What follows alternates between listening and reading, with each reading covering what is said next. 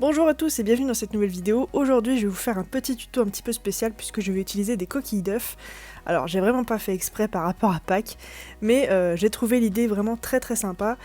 Donc du coup je vais concasser des coquilles d'œufs pour ensuite ajouter des encres piñata dessus. Alors vous pouvez ajouter n'importe quel type de colorant, mais je pense que ça marche beaucoup mieux avec des encres. J'ai aussi fait en sorte que les coquilles d'œufs soient la plus fine possible. Vous n'êtes pas obligé, on peut aussi faire de très jolies mosaïques avec cette technique, mais en gardant des coquilles un peu plus grosses.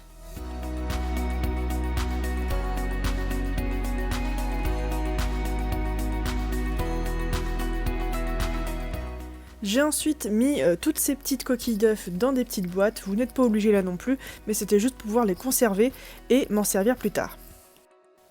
J'ai ensuite étalé de la pâte blanche au cran 3 ou 4 de ma machine à pâte et je vais commencer à y installer mes coquilles d'œufs. Alors pour ça, j'ai tout simplement mouillé ma pâte avec de l'alcool ménager, tout simplement pour que l'encre se dissolve très légèrement sur la pâte blanche. Il vous suffira ensuite de disposer vos coquilles d'œufs sur vos morceaux de pâte imbibés d'alcool et vous allez ensuite pouvoir laisser libre cours à vos envies puisque vous pouvez faire des parties uniquement vertes, des parties uniquement orange, etc. en choisissant un petit peu ce que vous allez mettre. Je vous conseille aussi, si vous voulez séparer correctement vos couleurs, d'utiliser pourquoi pas un petit pochoir, donc les pochoirs à peinture avec des grands trous pour laisser passer les coquilles d'œufs bien évidemment, pour avoir des couleurs différentes, ça peut donner un très joli style. Ici j'ai mélangé un petit peu tout parce que je vous avouerai que j'ai fait plusieurs tests avec ces coquilles d'œufs et qu'il n'y avait que cette technique qui me plaisait vraiment. Comme vous le voyez, j'ai protégé l'autre partie de ma pâte avec un petit peu de papier sulfurisé. Vous pouvez aussi utiliser une feuille de papier, mais c'est juste pour ne pas mettre de coquilles d'œufs sur cette partie-là et pouvoir la garder pour la seconde partie. Toujours sur pâte crue, je vais donc laisser sécher tout ça, ne pas faire encore cuire et je vous conseille pour ça de la mettre tout simplement au soleil, de mettre cette plaque au soleil pour qu'elle sèche correctement. Vu que c'est de l'encre alcool et de l'alcool ménager qui est utilisé, ça sèche relativement vite.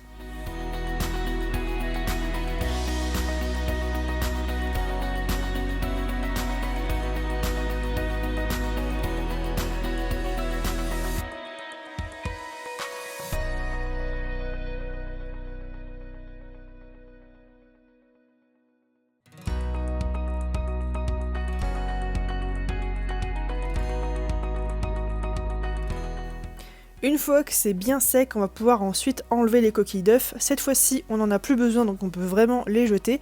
Et ça va nous donner ces espèces de petites taches de couleur qui ne sont du coup pas trop pigmentées et qui se sont toutes mélangées au fil du temps grâce à l'alcool qu'on avait mis sur la pâte. Alors c'est mon premier test, on peut certainement obtenir de beaucoup plus jolis effets en s'appliquant un petit peu plus, mais comme je vous l'ai dit, ici j'ai vraiment tout mélangé.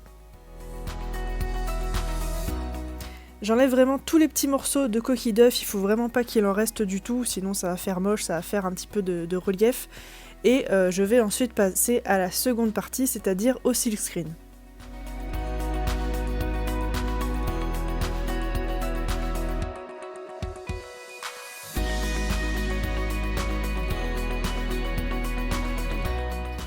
Alors pour les personnes qui ne connaîtraient pas les silkscreen, ça s'utilise plutôt sur pâte crue, ça tombe bien, elle est encore crue ici, et avec soit des poudres de mica, soit de la peinture, soit des pastels, enfin bref, tout ce qui peut passer à travers l'écran.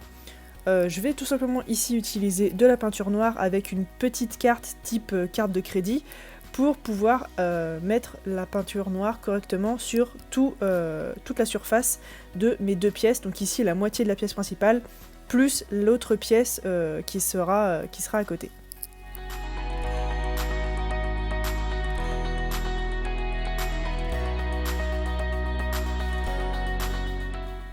Et comme je trouvais ça un petit peu tristounet, j'ai décidé d'ajouter des pastels secs. En plus notre pâte est encore crue, donc c'est vraiment le temps d'ajouter un petit peu de couleur. Comme le côté gauche était relativement coloré avec des couleurs chaudes, j'ai décidé de partir plutôt sur des couleurs froides avec le silkscreen. Donc ici je prends tout simplement un pinceau, des pastels secs que j'ai râpés un petit peu et je m'en sers un petit peu comme si je me servais de peinture en fait. Je vais venir colorer tout ça avec mon pinceau. Vous n'êtes pas obligé d'en mettre de partout, vous n'êtes pas obligé d'en mettre en grosse quantité. Ici je recherche vraiment des couleurs très pastel, pas trop prononcées.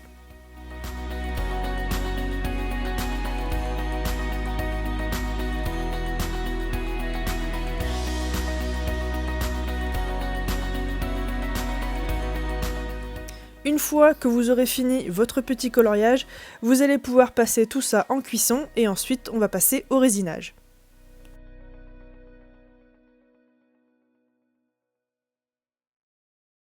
Pas de semelle pour ce collier puisque je considère que comme le dos de ma création est tout blanc et donc tout propre, je n'ai pas besoin de faire une semelle, surtout qu'ici on va ajouter une couche de résine, ce qui va en plus ajouter de l'épaisseur et j'ai pas envie d'ajouter trop d'épaisseur sur cette création, sinon ça la rend trop lourde et j'aime pas du tout ça. Donc comme d'habitude, je mets de la résine UV sur mes pièces, je fais catalyser cette même résine, j'enlève les bulles avec une petite flamme et je passe ensuite au montage.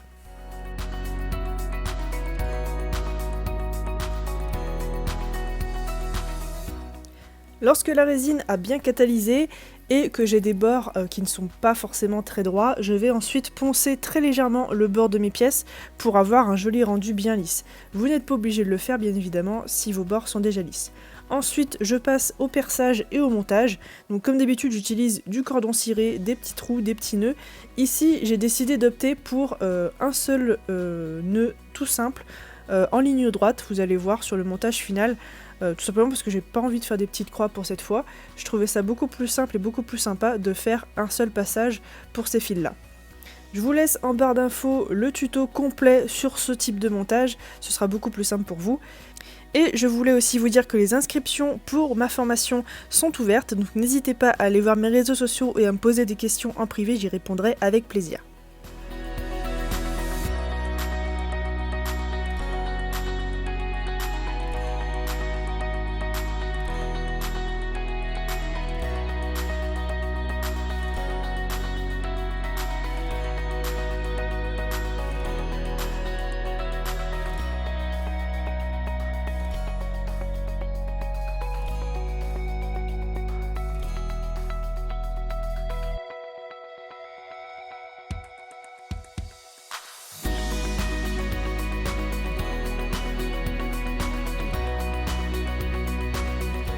Alors cette fois c'est un montage un petit peu particulier, je l'avoue, mais je vous avais demandé votre avis sur les réseaux sociaux et vous étiez toutes d'accord pour dire que c'était un montage original et que ce serait sympa de voir un tuto. Sur ce, c'est fait. J'espère qu'il vous aura plu. Si c'est le cas, n'hésitez pas à me le dire dans les commentaires. N'hésitez pas non plus à aller voir mes réseaux sociaux, mon TikTok, le Facebook, l'Instagram, etc. Et puis moi je vous retrouve très vite. Ciao!